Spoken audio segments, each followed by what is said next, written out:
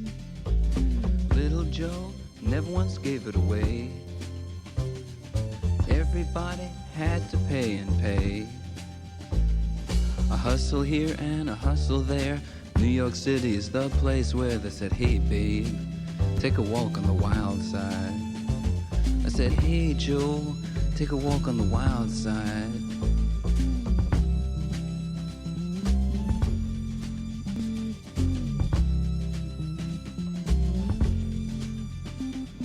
Sugar Plum Fairy came and hit the streets, looking for soul food and a place to eat. Went to the Apollo, you should have seen him go, go, go. They said, hey sugar, take a walk on the wild side. I said, hey babe, take a walk on the wild side. Alright. Ha.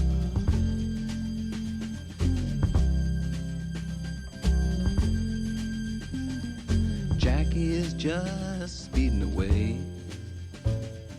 Thought she was James Dean for a day. Then I guess she had to crash. Valium would have helped that patch. I said, hey babe, take a walk on the wild side. I said, hey honey, take a walk on the wild side. And the colored girls say, do do do do do do do do do do do do do do do do do.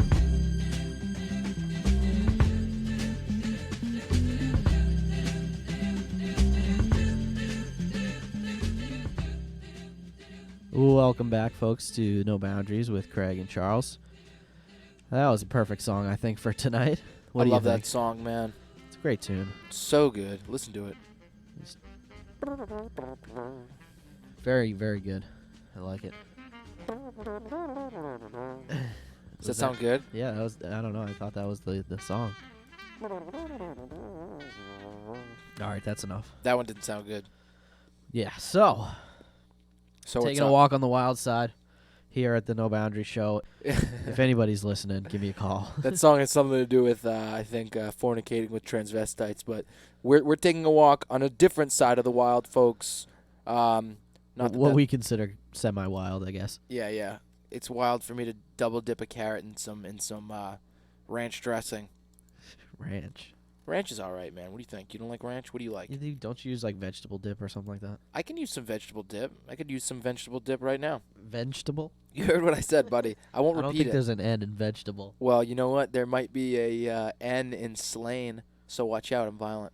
I don't care what Dr. C.I.A. says. What's that mean? I'm disqualified? You're wrong. Damn. That's the wrong answer, sorry. You're fired. Yeah, you're fired. You're fired. Do you know if you say that, like on a movie, you have to pay royalties to that man? Really? Yeah, same thing with Happy Birthday. Only him, really. Oh, Yeah. well, because somebody coined that, right? Somebody came up Yeah, with but it. the person who coined it is not Donald Trump. Oh, No, Donald Trump doesn't own it. No, What he are you doesn't own talking that. about? He I think it's Universal Pictures. You want answers? I think I'm entitled. You want You answers? can't handle Universal. You can't handle the truth. That's the nice one, man. I love You that like movie. that? What That's is a good that? movie. A Few Good Men? I believe so. You know what? That movie should be called A Couple Good Men. It should be about a radio show in Needham, Mass. With Craig and Charles. Yeah. We'll get rid of Charles, though. He might be dangerous to Yeah, I the don't know about him. establishment. Quiet, numbskulls. I'm broadcasting. That has to be Curly, Quiet, right? numbskulls. Mo. I'm broadcasting. Of That's course, Mo. that's Mo. Come on. That's awesome. I love the Stooges. Quiet. You used to watch the Stooges in the morning. Me and my father used to UPN always watch the 38. studios. And the we were talking studios. about this the other And day. it had the song "Three Blind Mice" was like with the happy mask and the sad mask right next to each other. Remember that? Yeah, That was an awesome show, man. it's great. They had good showmanship. I bet they did a lot of drugs and were all crazy and wild. Yeah, probably. I've never know. I've never heard anything about their lives. It's a pretty crazy show. How do you think of that premise? I mean, hey, I get an idea and you pitch it as three guys that just smash each other up. That was old back in the day when that kind of comedy was obviously. I mean, I think it's still hilarious. Obviously, back then that was very cutting edge, and people didn't know what was really going on. Cutting edge. It's got to be right. That's the right word. Yeah. Well, when our parents were kids, Three Stooges was cutting edge. You guys heard it here from Craig. That's what he thinks. They also had what? I don't know. Three Stooges is how old? Do you even know? It was black and white, so it's got to be like the 30s and 40s? Yeah, 30, 40. No, maybe probably 50s. 50s, yeah. Let's see.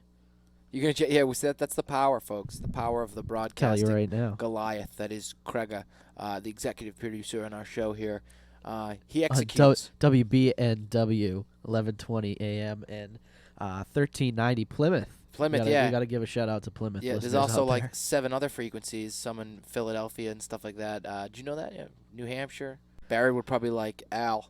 Oh man, I was You was thinking that yeah. the whole time while I was sitting there listening to Al speak that Barry would just have a field day with Yeah. that guy. He'd like him, right? No way, No? he'd be all over him. He wouldn't like him? No way. Why? Why? Just Isn't Barry a millionaire?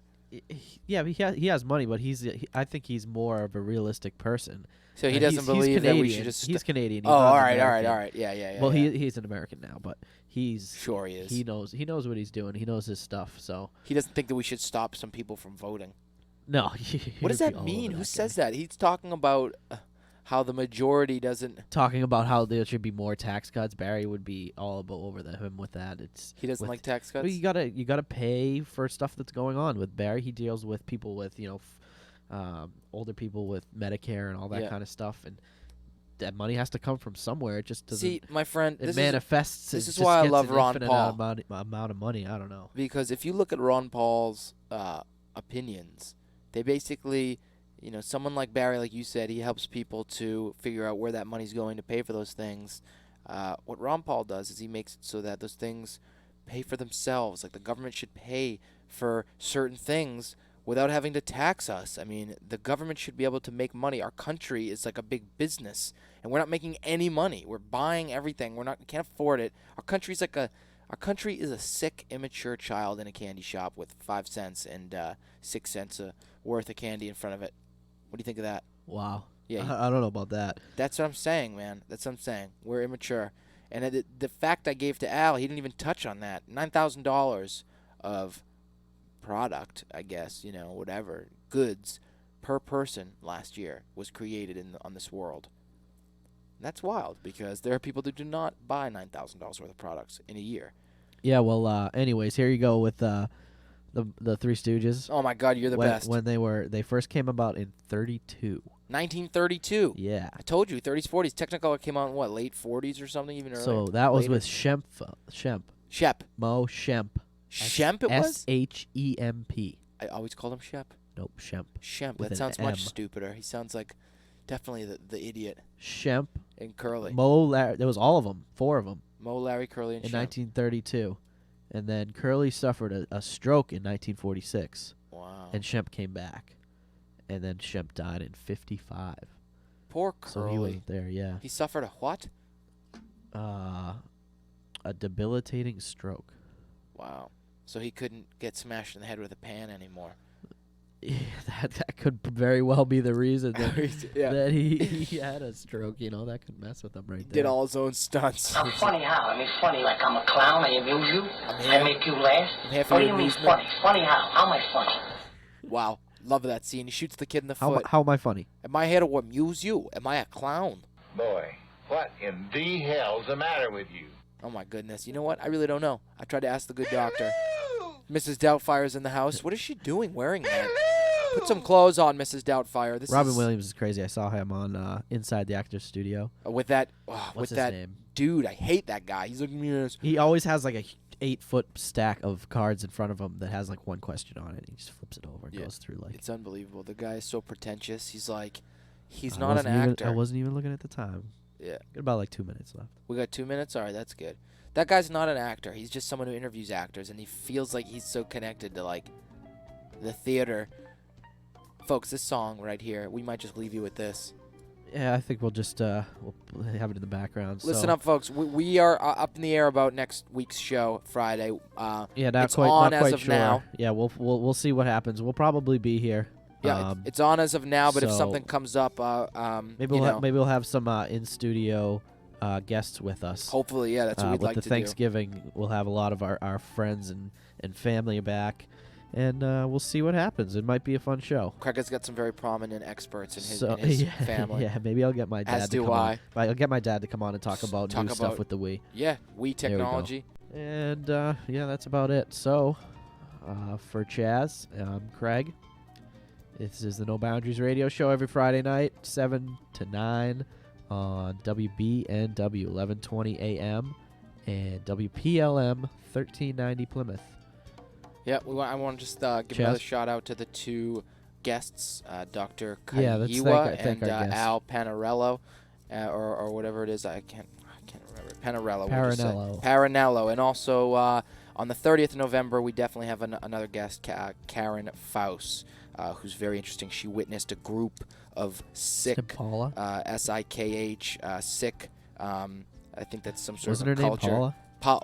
Paula Faust, yeah, but Paula? she witnessed all these people get wasted, I guess, right outside this bus, and she has met the Dalai Lama personally, and it's going to be very interesting. Really? November 30th, yeah.